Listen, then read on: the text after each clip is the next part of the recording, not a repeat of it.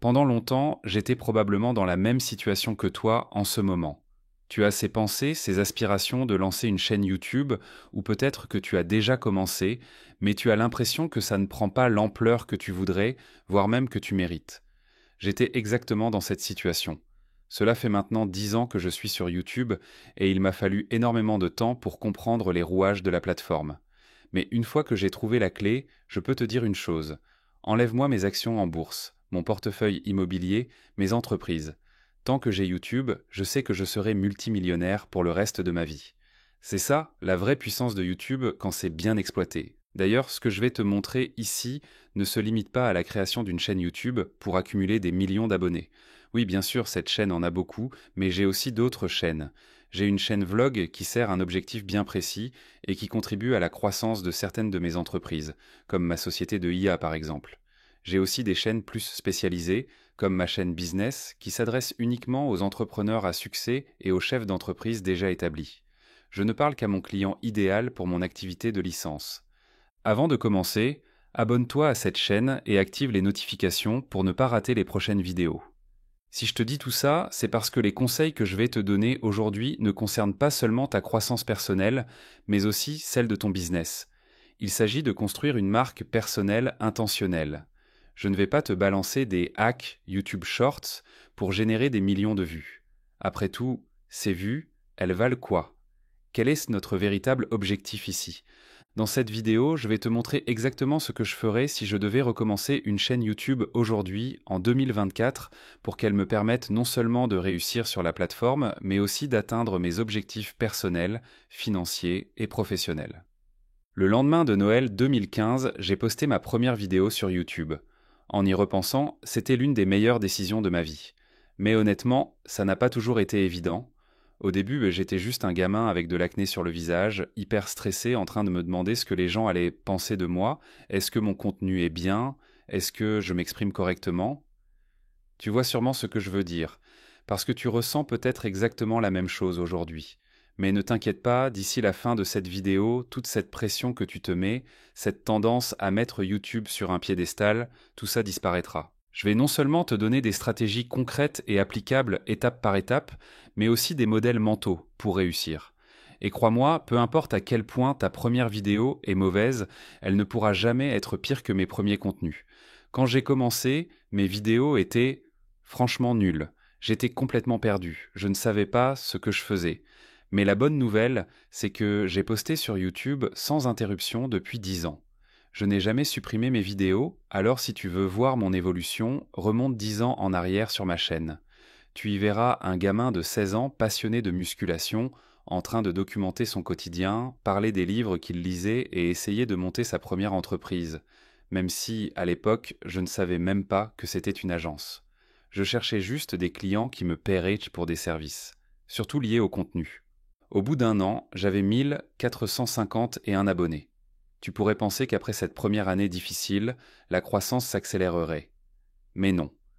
Un an plus tard, je n'étais qu'à 5260 abonnés. Pourtant, je postais régulièrement, je restais discipliné. Beaucoup de gens paniquent parce qu'en un mois, ils n'ont pas atteint 5000 abonnés. Pourtant, aujourd'hui, grâce à YouTube, j'ai généré plus de 100 millions de dollars dans ma carrière.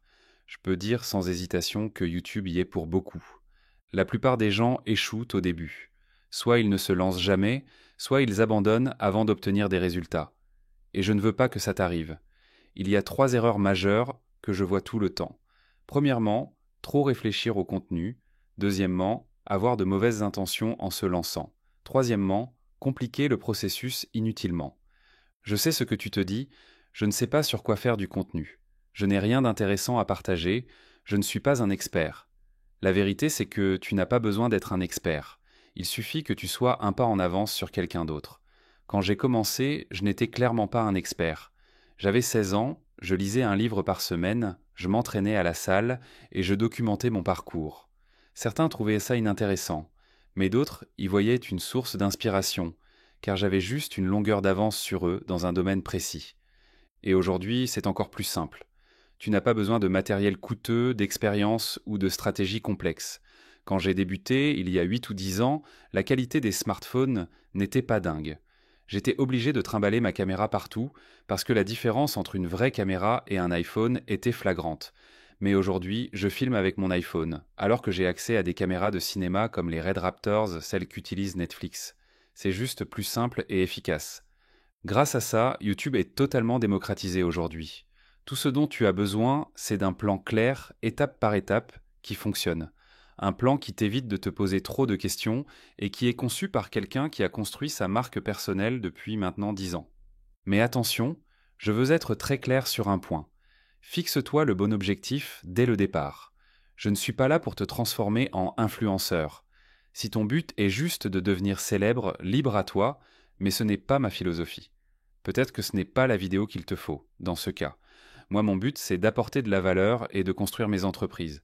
C'est mon objectif, mon intention en ce moment, et ça l'a été ces dernières années. Ces 3 dernières années, j'ai tiré plus de valeur de YouTube que durant les 6 ou 7 années précédentes. Pour moi, il s'agit de construire une marque personnelle, intentionnelle, et YouTube est l'outil numéro 1 pour y parvenir.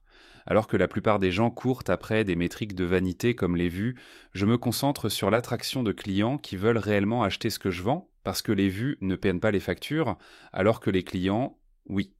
C'est pourquoi dès le début, je t'ai dit que j'avais volontairement gardé ma chaîne business très petite et qualifiée. Je veux uniquement attirer des entrepreneurs de haut niveau ici. Tu peux le voir juste là, c'est littéralement l'une de mes chaînes avec 13 000 abonnés.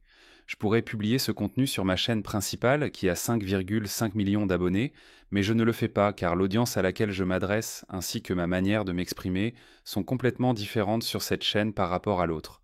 J'ai des objectifs distincts. Si je te dis ça, ce n'est pas pour te donner des conseils afin que tu deviennes viral, un influenceur ou une célébrité. Non, ce n'est pas le but. L'objectif ici, c'est de construire une chaîne YouTube pour que, quel que soit ce que tu veux tirer de ta marque personnelle, elle puisse te servir. N'oublie jamais, tu ne dois pas être l'esclave de ta chaîne YouTube, c'est elle qui doit être à ton service. Si c'est bien fait, ta marque personnelle devient incroyablement puissante. C'est le seul actif qui ne peut être copié, répliqué ou volé, elle est inattaquable. J'entends souvent des gens dire « L'intelligence artificielle est tellement puissante aujourd'hui ». Même si quelqu'un ne se rend pas compte immédiatement qu'un contenu a été généré par IA, une fois qu'il le découvre, tout perd son authenticité. Il n'y a aucun moyen pour qu'un créateur IA ou une chaîne IA puisse vraiment se développer. C'est là que ta marque personnelle devient encore plus importante, car les gens veulent se connecter à de vrais humains. C'est la seule chose qui ne pourra jamais être enlevée. Oui, l'IA peut bouleverser de nombreux marchés, mais elle ne pourra jamais remplacer l'humanité en toi. Et je pense que plus tu es authentiquement humain aujourd'hui, plus tu seras puissant. Avec une marque personnelle forte, tu n'as plus besoin de courir après les clients, ce sont eux qui viennent à toi. D'ailleurs, c'est exactement ce qui s'est passé avec mon agence. Je l'ai dirigée pendant 6 ans, de 2016 à 2022, et j'ai pu attirer la majorité de mes clients grâce à l'inbound marketing. Oui, nous faisions encore un peu d'outbound et de la publicité, mais la plupart des clients venaient à nous naturellement simplement parce que je créais du contenu marketing. Arrête de courir après les clients, commence à les attirer. C'est exactement ce que certaines des personnes que je vais te présenter ont réussi à faire. Par exemple, mon ami Guam possède une entreprise de logiciels qui génère plusieurs centaines de millions de dollars. Sa chaîne YouTube a contribué à faire croître son entreprise. Un autre exemple, Alex Baker, qui a également une entreprise de logiciels. Ce qui est intéressant, c'est qu'il a une chaîne avec 2 millions d'abonnés, mais il publie sur une autre avec seulement 21 000 abonnés parce qu'il s'adresse à un segment précis du marché, les clients idéaux pour son logiciel Eros. Un autre bon ami à moi, George Hinn, documente tout son parcours de création de marque. Il possède l'une des entreprises les plus impressionnantes du Royaume-Uni de la dernière décennie avec sa marque Reprisant qui génère plus de 100 millions de livres sterling par an. Tout cela en partant de zéro, sans aucun financement externe. Pourtant, son entreprise n'a pas toujours été en bonne santé. Il en a parlé lui-même dans ses vidéos et podcasts. Mais quand il a commencé à bâtir une marque personnelle et à créer du contenu en tant que fondateur, Reprisant a pris une toute autre dimension. D'ailleurs, dans son récapitulatif de fin d'année 2024, il porte les lunettes de ma propre marque physique. Toujours sympa de voir ça. Alors, quelle est la meilleure façon de construire une marque personnelle ? Le contenu. Le contenu te fait passer de l'invisible au visible. Les gens achètent auprès de ceux qu'ils connaissent, apprécient et en qui ils ont confiance. Comment veux-tu qu'ils achètent chez toi s'ils ne savent même pas qui tu es ? Et pour ceux qui se disent « je ne veux pas construire une marque personnelle », j'ai une nouvelle pour vous. Vous en avez déjà une. Tu crois vraiment que lorsque tu postules à un club privé, que tu veux acheter une Rolex ou que tu postules pour un emploi, les gens ne vont pas regarder ton profil sur les réseaux sociaux? Si tu as 300 abonnés sur Instagram, c'est ta marque personnelle. On a tous une marque personnelle. La vraie question c'est, vas-tu l'utiliser pour en tirer profit ou va-t-elle te desservir?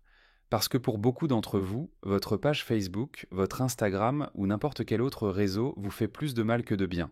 C'est pour ça que tu dois être intentionnel dans ce que tu crées. Mais attention, je ne dis pas que tu dois tout suranalyser et te prendre la tête sur chaque contenu que tu publies. Ce que je veux dire, c'est que ta marque personnelle existe, alors autant en tirer parti et l'utiliser pour améliorer ta vie au lieu de la compliquer. Alors, pose-toi cette question. Ta marque personnelle t'aide-t-elle ou te freine-t-elle? Réfléchis bien à ça. Quand il s'agit de créer du contenu, il y a une plateforme qui domine toutes les autres, YouTube.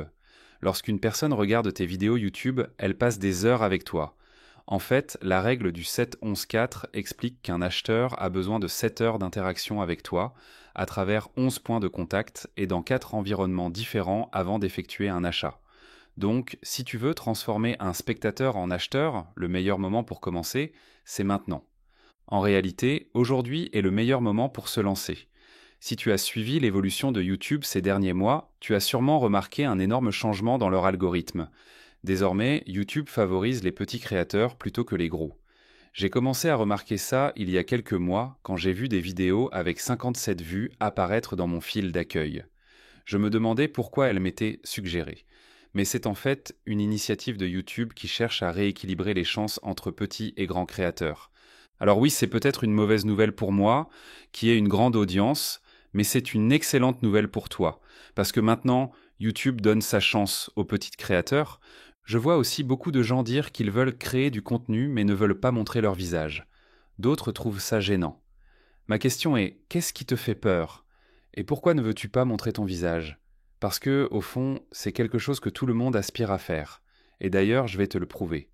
Tu vois, près de 30% des enfants âgés de 8 à 12 ans ont cité YouTubeur comme leur premier choix de carrière, et cette étude date de 2019. Je te garantis que si on refaisait ce sondage aujourd'hui, ce pourcentage serait bien plus élevé.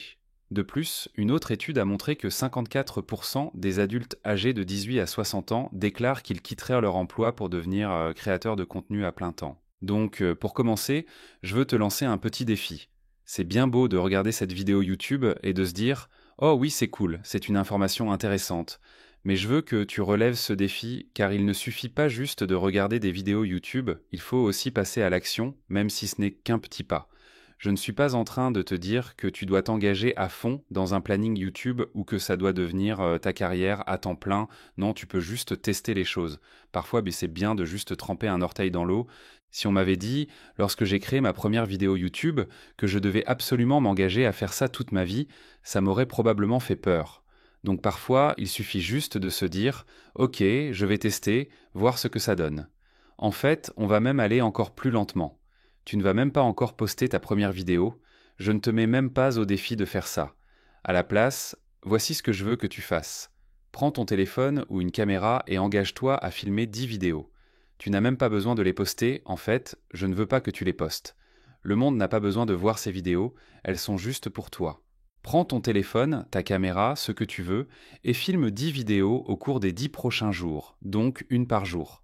Par exemple, quand tu es en voiture, bien sûr, garde les deux mains sur le volant si tu conduis et utilise un support pour ton téléphone. Enregistre-toi en train de parler de ta journée. Sinon, fais-le pendant que tu cuisines ou à tout autre moment, tant que tu ne mets personne en danger. Mais parle juste. C'est tout ce que tu dois faire. Parler et enregistrer. Ces vidéos ne seront vues par personne, elles sont privées, juste pour toi.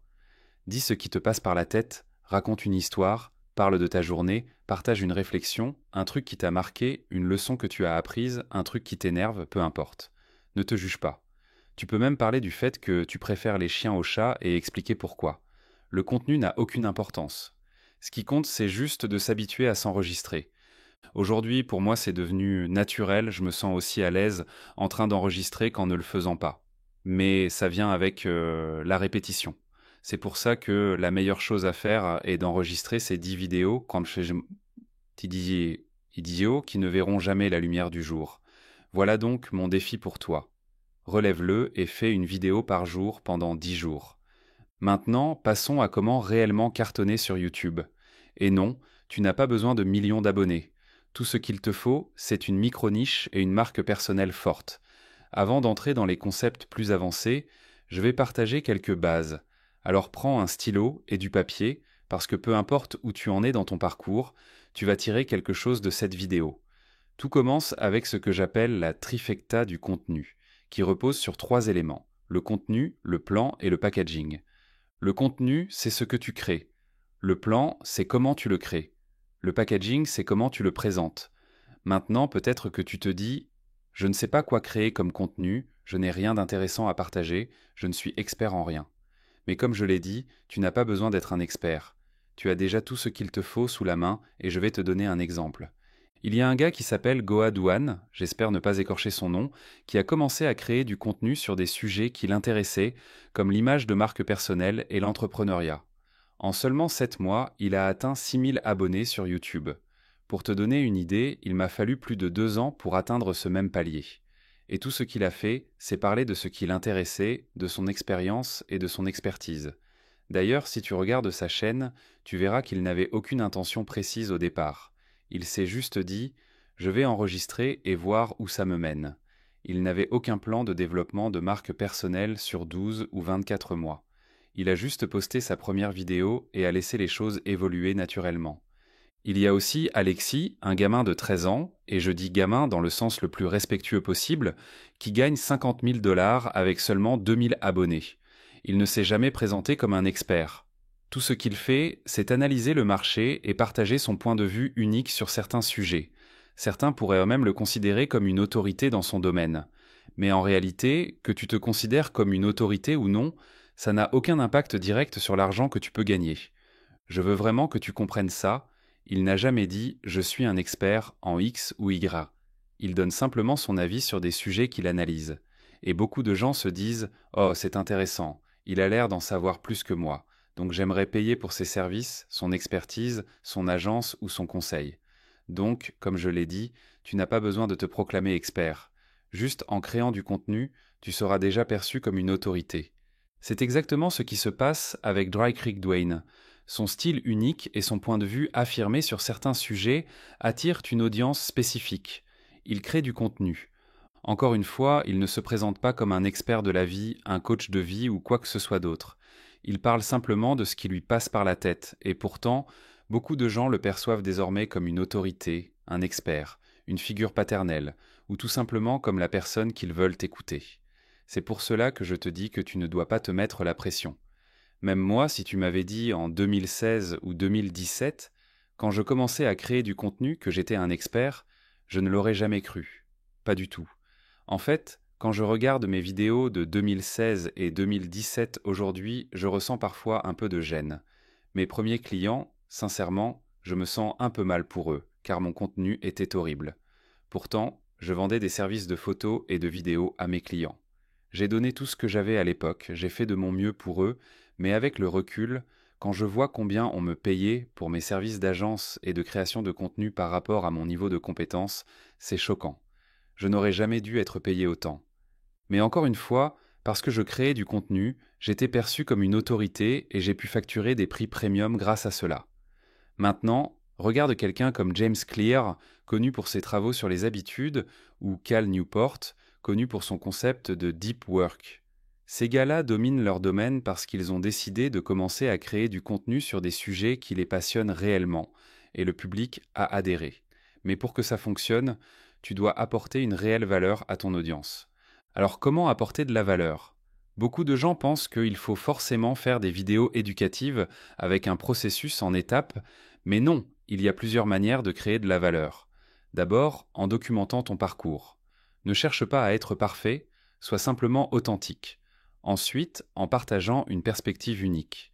Il suffit d'ouvrir les yeux des gens sur un sujet. Ce n'est pas forcément un guide pas à pas, ça peut juste être une réflexion que tu as eue. Chacun a une vision du monde qui lui est propre et certaines personnes vont se dire « Oh, je n'avais jamais vu ça sous cet angle ». Et puis, bien sûr, il y a l'éducation, partager ce que tu sais et comment tu fais les choses. Il y a aussi différents types de contenus. Le contenu plus superficiel te rend visible, tandis que le contenu plus approfondi te fait gagner de l'argent. Par exemple, j'ai une vidéo intitulée Comment être un top vendeur en 2024 qui attire un large public. Et à côté, j'ai une vidéo beaucoup plus détaillée sur mon processus de prospection SMA qui, elle, convertit les spectateurs en clients pour mon programme d'agence. J'utilise une stratégie 3 pour 1, 3 vidéos pour la croissance et une vidéo pour nourrir mon audience. Tu as besoin des deux pour vendre. Il faut attirer un nouveau public, mais aussi fournir du contenu approfondi pour que les gens aient envie d'acheter ce que tu proposes. Quand il s'agit de faire des recherches sur le commis, sur le contenu, ne perds pas ton temps à étudier tes concurrents car tu seras toujours d'un pas derrière eux. À la place, étudie des créateurs dans des niches complètement différentes. Pense en termes de niches, problèmes et solutions. Un excellent outil pour cela est VidIQ. Sur VidIQ, tu peux voir un multiplicateur de performance. Par exemple, si une vidéo a un multiplicateur de 39 fois, cela signifie qu'elle a performé 39 fois mieux que les autres vidéos de cette chaîne. Analyse ce qui fonctionne et ajoute ta propre touche pour rester original. Tu te demandes peut-être quel type de contenu performe le mieux. Je vais donc te partager 2 formats parmi 7 qui sont prouvés pour fonctionner, peu importe ton industrie ou ta niche. Ces formats viennent directement de mon Personal Branding Blueprint et garantissent que ton contenu marche à chaque fois, car ils reposent sur des principes solides. D'abord, il y a le brand leveraging. Il s'agit d'analyser des études de cas réussis et de montrer aux gens comment appliquer ces principes. Par exemple, More Plates, More Dates a utilisé la transformation physique de Christian Bale pour expliquer comment se mettre en forme sans chirurgie. Ensuite, il y a les Ultimate Guides, qui sont des tutoriels détaillés rendant des sujets complexes plus accessibles. Un bon exemple est la vidéo 3D Printing 101 de 3D Printing Zone. D'ailleurs, cette vidéo même que tu es en train de regarder est un Ultimate Guide sur YouTube. Je te montre comment lancer une chaîne YouTube en 2025 et au-delà. Maintenant, je vais te présenter 2 concepts qui peuvent sembler opposés. D'un côté, tu es unique. Il n'y a jamais eu, il n'y a pas et il n'y aura jamais une autre personne avec exactement les mêmes expériences, perspectives et intérêts que toi. Tu es spécial, tu es un one of one. Mais d'un autre côté, tu as aussi des traits communs avec d'autres personnes. Nous aimons ce qui nous est familier. Prenons l'exemple de Joe Rogan. Il aime des sujets très variés comme les aliens, l'UFC et les podcasts. Certaines personnes adorent son contenu, d'autres s'en fichent complètement. Et c'est normal, il y aura toujours des gens qui ne voudront jamais consommer ton contenu, et ce n'est pas grave. Tu ne t'adresses pas à eux. Tant que tu restes authentique, il y aura toujours un marché pour toi. Beaucoup me demandent pourquoi quelqu'un regarderait mes vidéos. Et je vais être honnête. Parfois, quelqu'un regardera juste parce que tu es une femme et qu'il préfère voir une femme parler de ces sujets plutôt qu'un homme. Les hommes, en général, regardent du contenu créé par d'autres hommes. Si tu fais partie d'un certain groupe ethnique, tu auras naturellement plus d'audience venant de ce même groupe. C'est un fait. Nous avons tendance à nous entourer et à consommer du contenu créé par des personnes qui nous ressemblent, parlent comme nous, voire s'habillent comme nous. Sur YouTube, certaines personnes aiment les vidéos brutes, longues et non montées, alors que d'autres ne peuvent pas regarder une vidéo de plus de 10 minutes. Regarde Jordan Peterson et Ben Shapiro. Ils s'adressent à des audiences similaires, mais ont des approches très différentes. Résultat, ils dominent chacun une partie différente du marché. Le problème, c'est que, quand tu essaies d'être quelqu'un que tu n'es pas, tu attires les mauvaises personnes et tu repousses celles qui auraient vraiment aimé ton contenu authentique. Le marché que tu cherches à viser saura que tu n'en fais pas partie, et le marché qui aurait pu être le tien sentira que tu n'es pas sincère. Donc le plus important, c'est d'assumer qui tu es vraiment et de t'appuyer là-dessus. Ainsi, tu peux attirer les personnes que tu veux attirer. D'ailleurs, c'est aussi pourquoi j'ai différentes chaînes pour différentes choses ou différentes plateformes pour différents types de contenus. Je sais qu'une certaine partie de mon audience ne regardera jamais ma chaîne principale, mais suivra uniquement mes vlogs. D'autres ne regarderont que ma chaîne business, et beaucoup d'autres ne consomment que mon contenu en format court sur diverses plateformes sans jamais regarder mes vidéos longues. Tout cela pour dire que je ne cherche pas à plaire à tout le monde en même temps. Et honnêtement, il y a aussi des gens qui ne me regarderont jamais. Tout simplement. Peut-être qu'ils n'aiment pas ma façon de parler, ma manière de me présenter. Je m'en fiche, vraiment. Je ne cherche pas à plaire à tout le monde, et essayer de plaire à tout le monde est la pire façon de développer ta marque et, par conséquent, ton revenu. Je peux te le dire avec certitude. Il y a un marché pour tout ce qui te passionne, et ça n'a même pas besoin d'être lié au business. Regarde YouTube aujourd'hui, des gens cartonnent en enseignant Excel, la lecture rapide, les échecs ou même la méditation. Quel que soit le type de contenu que tu crées, bien sûr, je suis principalement dans le domaine de l'entrepreneuriat, donc je suis plus familier avec les créateurs de cette niche, mais il existe des chaînes YouTube qui explosent dans tellement de secteurs différents. Il te suffit de commencer, et en produisant du contenu, tu comprendras ce qui résonne vraiment avec ton audience. Tu n'as même pas besoin de tout avoir défini dès le premier jour. Je ne l'avais certainement pas fait. Si tu regardes mon contenu de 2016 comparé à 2019 et ensuite à 2023, c'est totalement différent. Parlons maintenant des growth topics et prends ce qu'est-ce que de croissance. En créant plus de contenu, tu remarqueras que certaines vidéos sont regardées plus longtemps que d'autres. Analyse celles qui ont le meilleur temps de visionnage, ce sont tes growth topics. Ce sont ces sujets-là sur lesquels tu dois te concentrer. Pour moi, c'était des vidéos sur les habitudes des millionnaires et des business faciles à lancer pour les débutants. Mais j'ai découvert cela avec le temps et en testant. C'est pour cette raison que pour réussir sur YouTube, il te faut un plan. Tu dois exécuter ce plan, puis l'ajuster. Voici quelques stratégies pour vraiment réussir sur YouTube. Optimiser le référencement et le trafic de recherche grâce au Minefield Farming. Identifier les problèmes de ton audience avec le problem farming. Mettre en place un système pour créer du contenu en batch et gagner du temps. Laisse-moi t'expliquer ces concepts. Minefield Farming, c'est optimiser ton contenu pour le référencement et le trafic de recherche. Un exemple parfait de cette technique est Miles Beckler. Il l'utilise depuis des années. Ses vidéos sont optimisées pour la recherche. Même si elles ne font que 5 à 10 000 vues en moyenne, il n'a jamais besoin de devenir viral. Pourquoi ? Parce qu'il attire intentionnellement des personnes qui recherchent des sujets précis, comme avec Google Trends. Son audience est plus petite mais ultra qualifiée et cela lui permet de générer des millions de dollars par an. Passons au problem farming. Il s'agit de cartographier les problèmes de ton audience. Prenons un exemple totalement aléatoire, les terres agricoles. Encore une fois, tu peux créer du contenu sur n'importe quoi. Tu peux faire des vidéos YouTube sur absolument n'importe quel sujet et, grâce à cela, ne jamais avoir besoin de retourner à un job classique. Bon, YouTube est du travail en soi, mais tu vois l'idée. Si tu t'engages sérieusement pendant 6 à 18 mois, tu peux en vivre. Revenons à notre exemple des terres agricoles. Les problèmes possibles sont pas assez d'argent ou ne sais pas comment acquérir une terre agricole. À partir de là, tu crées 2 angles. Un angle basé sur le problème. Regarde ça si tu ne sais pas comment acheter une terre agricole. Un angle basé sur la solution, comment j'achète des terres agricoles sans aucun apport grâce au prêt. C'est ainsi que tu trouves les concepts de tes vidéos. Tu définis un problème et une solution, puis tu peux décliner 5 à 10 variantes de titres. Un point essentiel que j'ai appris à mes dépens, arrête d'essayer de plaire à tout le monde. Quand tu essaies de parler à tout le monde, en réalité, tu ne parles à personne. Regarde tous les créateurs à succès. Ils ont tous commencé en dominant un segment très précis. Peu de gens le savent, mais MrBeast a démarré avec du contenu gaming. Il ne s'est pas dispersé, il a choisi une niche et s'y est tenu. Résultat, il a bâti une audience dédiée qui se souciait réellement de ce qu'il disait.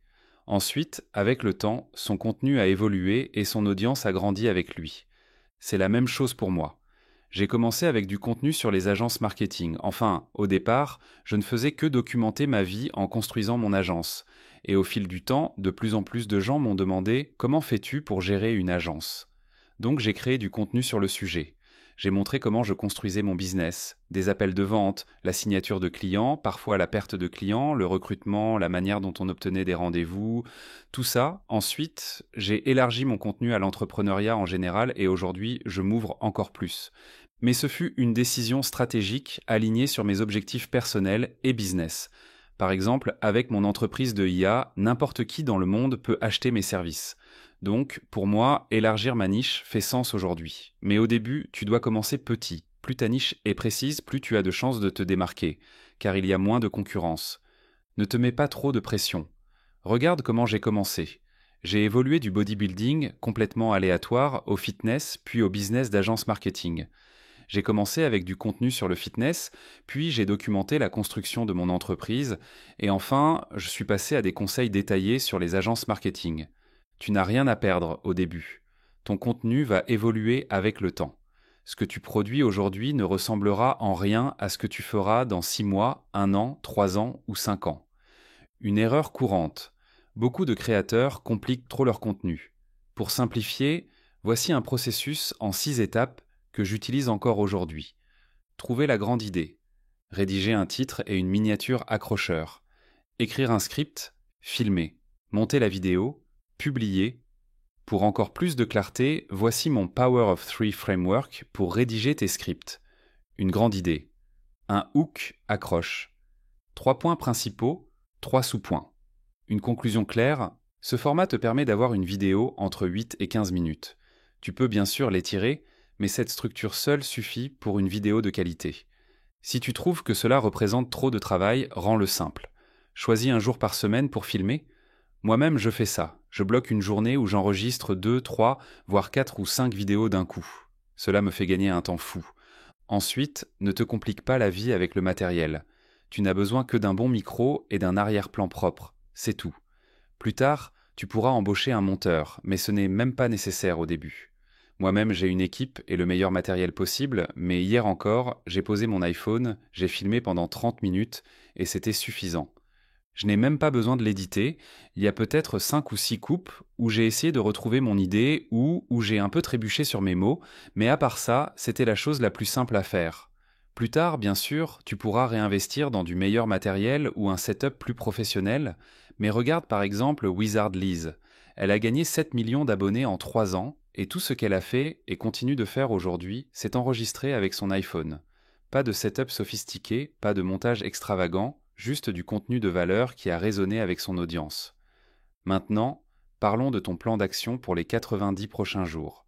Du jour 1 au jour 4, en fait, j'ai fait une erreur de frappe. Ça devrait être jusqu'au jour 45. Ton objectif est de créer de l'élan. Je veux que tu postes une vidéo par semaine. Et garde en tête que, techniquement, tes 10 premiers jours seront une période d'entraînement. Pendant ces 10 jours, enregistre juste une vidéo avec ton téléphone. Elle ne doit aller nulle part, juste la filmer, c'est tout. C'est un exercice pour te mettre en route. Pense à la dernière chose qui t'a vraiment fait peur, où tu t'es dit « je ne sais pas si je peux faire ça ». Peut-être que c'était cuisiner ou conduire. On a tous ces moments où, avant de commencer, on se dit que c'est trop compliqué. Créer du contenu, c'est comme toute autre compétence. Les premiers jours, tu te demandes comment tu vas y arriver. Après 2 semaines, c'est encore difficile. Après 1 mois, ça devient moins intimidant. Après 2 mois, tu commences à vraiment comprendre comment ça fonctionne. Et au bout de 3 mois, tu te sens presque comme un expert. C'est pareil pour tout dans la vie. Après ces 10 jours d'entraînement, si tu te sens déjà à l'aise, tu peux directement passer au plan des 90 jours. Donc, du jour 1 au jour 45, ton but est vraiment de créer de l'élan. Poste une vidéo par semaine, ne cherche pas la perfection, concentre-toi sur la régularité. Expérimente avec différents sujets et styles. Filmer ces 10 vidéos que tu ne posteras jamais fait partie du processus. Ensuite, du jour 46 au jour 90, il est temps de définir ton style signature. Ce que j'entends par là, c'est de commencer à réfléchir aux petits détails. Même moi, j'ai des styles différents selon mes chaînes ou mes plateformes. Par exemple, à la fin de mes vidéos, je dis toujours « et comme toujours, je te regarde de loin ». Évidemment, ce n'est pas au sens littéral, mais c'est une façon de rappeler que je suis là pour t'encourager et que je veux réellement te voir réussir. Avec le temps, ce genre d'élément fera partie de ton style unique. Ensuite, il faut identifier tes sujets de croissance. Quand tu débutes, tu n'as rien à perdre. C'est une page blanche. La seule direction, c'est vers le haut. Parlons maintenant du packaging, l'un des aspects que la plupart des gens négligent. La vérité, c'est que 80% de ton succès sur YouTube dépendra de la force de ton idée et de la façon dont tu la présentes. Les 20% restants concernent l'exécution et le suivi du plan. Regarde cette vidéo par exemple. Elle n'a pas bien marché au début, mais chaque fois qu'on l'a repackagée avec une nouvelle miniature et un nouveau titre, elle a explosé. Parfois, tu peux relancer une vidéo juste en changeant la manière dont elle est présentée. Mais le mieux, c'est d'avoir un bon packaging dès le départ. Ton packaging, c'est la manière dont tu présentes ton contenu au monde. Mais tu n'as pas besoin de le maîtriser tout de suite. Moi-même, je teste en permanence mes miniatures et mes titres, je les retravaille, j'expérimente pour voir ce qui fonctionne le mieux. En clair, même si ton contenu est excellent, si ton packaging est mauvais, personne ne le verra. YouTube se base principalement sur 2 métriques. Le taux de clic, CTR, le temps de visionnage, L'algorithme fonctionne sur un principe d'exposition progressive. Il montre ta vidéo à un petit groupe de personnes, analyse les performances, puis l'élargit à un public plus large si elle fonctionne bien. L'objectif est de voir dans quelle mesure ton contenu peut intéresser différents marchés. Comment maximiser ces deux métriques? Cela repose sur 3 éléments: ta miniature, ton titre, ton accroche. Veritasium a fait une vidéo sur l'effet Magnus. Le titre initial était Application étrange de l'effet Magnus. Pas terrible. Le contenu était top, mais le titre trop technique, donc personne ne cliquait. Puis quelqu'un a repackagé exactement la même vidéo avec un nouveau titre: Lancer un ballon de basket depuis un barrage. Même contenu, titre et miniature différents, et la vidéo a fait 9 millions de vues en une semaine. Cela correspondait-il aux objectifs de la chaîne Veritasium? Peut-être pas. Sur ma chaîne business, par exemple, je ne cherche pas à toucher un public large, je veux une audience très spécifique. Donc, je ne cherche pas le viral, à tout prix. Voilà un bon exemple de comment un titre et une miniature peuvent transformer un contenu de niche en un contenu plus grand public. Mais ce n'est peut-être pas ce que tu veux. Parlons des miniatures. La plupart des gens les considèrent comme un détail, et c'est une grosse erreur. J'ai fait cette erreur pendant des années. Je filmais mes vidéos sans même penser au titre ou aux miniatures. Puis, le jour de la publication, je faisais un truc rapide en 5 minutes. Résultat, aucune croissance. Ne fais pas cette erreur. Avec le temps, j'ai compris que les miniatures, ce n'est pas de l'art, c'est de l'ingénierie. Parfois, des gens me disent « Mais ta miniature était belle, pourquoi tu l'as changée ?» Parce que ce n'est pas une question de beauté, c'est une question de performance. Franchement, je m'en fiche. Les données me le montrent noir sur blanc, et c'est tout ce qui m'intéresse. Je me moque de savoir si une miniature est plus belle qu'une autre. Mon but, c'est simple: augmenter mon taux de clic, point barre. Que l'une soit une œuvre d'art magnifique et que l'autre soit carrément moche, peu importe. Moi, ce que je cherche, c'est du résultat. Je veux que les gens cliquent, et c'est tout ce qui compte. Alors pour tes miniatures, il n'y a pas besoin de faire compliqué. Reste simple. Montre ton visage avec une émotion vraie, pas un sourire figé qui sonne faux. Mets un texte super clair, lisible, qui capte tout de suite l'attention. Et ajoute un visuel qui donne du contexte, qui aide à comprendre de quoi tu vas parler. Tu sais quoi? Mes miniatures qui cartonnent le plus, ce ne sont même pas les plus belles. Parfois, c'est juste une capture d'écran en plein milieu d'une action, rien de plus. Et ça marche, parce que parfois, la simplicité, c'est la clé. Si tu arrives à choper une image qui claque, même sans montage de dingue, ça peut suffire. Un autre truc qui fonctionne bien pour moi, c'est de diviser l'image en 3 parties. Ça attire l'œil, ça donne envie de comprendre ce qu'il se passe. Je te donne ça comme idée, à toi de voir si ça colle à ton style. Après quoi, il y a les titres. Là aussi, t'as qu'un seul objectif: donner envie de cliquer. Il faut que la personne ait cette sensation de « il faut que je vois ça maintenant ». Regarde, les titres qui marchent le mieux sont souvent hyper directs. Pas besoin de tourner autour du pot. Comment devenir riche avec l'IA en 2024? 3 livres qui ont changé ma vie. Pourquoi j'ai quitté Londres? Tu vois le truc? Tu dois être précis, susciter la curiosité. Par exemple, ne dis pas juste comment gagner de l'argent. Dis plutôt comment j'ai gagné 10 000 euros en 30 jours en partant de zéro. C'est concret, ça intrigue, et ça donne envie d'en savoir plus. Petit détail qui change tout, évite de faire des titres trop longs. Dès que tu dépasses 55 caractères, YouTube les coupe. Et c'est dommage, parce que tu perds l'impact. J'en vois plein qui font cette erreur. Bon, maintenant parlons du plus important, l'accroche. Ton hook, c'est ce qui va garder les gens sur ta vidéo. Et là, faut pas te rater, parce que 80% des gens se barrent dans les 30 premières secondes. Tu dois les scotcher dès le départ. Comment? En balançant un truc qui frappe fort. Une promesse, une déclaration choc, ou une question qui titille la curiosité. Mais pas ces intros à l'ancienne du genre « Salut tout le monde, bienvenue sur ma chaîne ». Ça c'est mort depuis 2012. Aujourd'hui, t'as 2 secondes pour montrer que ta vidéo vaut le coup. Au lieu de dire « Aujourd'hui, on va parler de comment être plus productif », dis plutôt « Je vais te montrer comment j'ai réduit mon temps d'écran de 2 heures par jour et grâce à ça, j'ai doublé mes revenus, ma relation de couple est meilleure que jamais, je suis au top physiquement et plus aligné que jamais dans ma vie. » Là, tu donnes des raisons de rester. C'est concret, c'est humain et surtout, c'est attirant. Je vais être franc avec toi. Construire ta marque personnelle, c'est la plus grosse opportunité de cette décennie. C'est ce qui te protège contre n'importe quoi dans le futur. Peu importe ce que tu fais dans la vie, si tu as une marque personnelle forte, tu n'auras plus jamais à t'inquiéter pour l'argent. Et ça veut dire ce que ça veut dire pour toi. Pour certains, c'est juste gagner un peu plus chaque mois. Pour d'autres, c'est s'offrir des trucs plus chers, vivre comme ils l'ont toujours rêvé. Il n'y a pas de règles, pas de bon ou de mauvais choix. Perso, j'aime bien les belles choses et ça ne me dérange pas de bosser pour ça. Mais si toi, t'es heureux avec un mode de vie plus simple, où tu bosses moins, c'est parfait aussi. Ce qui compte, c'est que ce soit ton choix. Et tu sais quoi? J'ai vu des gens qui font tout de travers réussir juste parce qu'ils ont bossé leur image. C'est injuste? Peut-être. Mais c'est comme ça. Et moi j'en fais partie. Je sais que si j'avais vécu il y a 30 ans, jamais je n'aurais pu gagner autant que maintenant. La vie m'a donné cette chance grâce à ma marque, grâce à YouTube. Et chaque jour, je suis conscient de ça. Il y a 20 ans, j'aurais peut-être gagné ma vie, mais jamais à ce niveau. Je ne te parle même pas de la valeur de mes entreprises, juste de mes revenus perso. Je suis béni, vraiment, et je veux que toi aussi tu vives ça. Parce que j'ai vu trop de gens bosseurs, brillants, qui font tout comme il faut, se faire doubler par ceux qui ont pris le temps de créer leur marque sur YouTube. Tu peux trouver ça ridicule, penser que YouTube ce n'est pas pour toi. Mais dans 5 ans, ces gens-là bosseront moins que toi et gagneront plus. Et tu pourras râler, dire que ce n'est pas normal, ou passer à l'action.